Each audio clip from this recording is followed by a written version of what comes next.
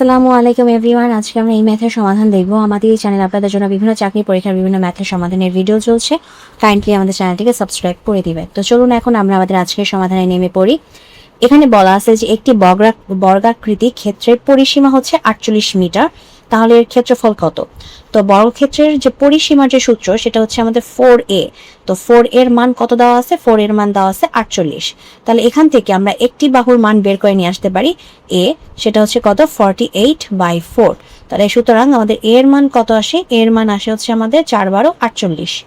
এরপর জানতে চাইছে যে ক্ষেত্রফল কত, অর্থাৎ বর্গের ক্ষেত্রফল কত। তো বর্গের ক্ষেত্রফলের সূত্র হচ্ছে a স্কয়ার। তো অলরেডি আমাদের কাছে a এর মান আছে, এখান থেকে যদি আমরা a স্কয়ারের মান জানতে চাই তাহলে কি করতে হবে?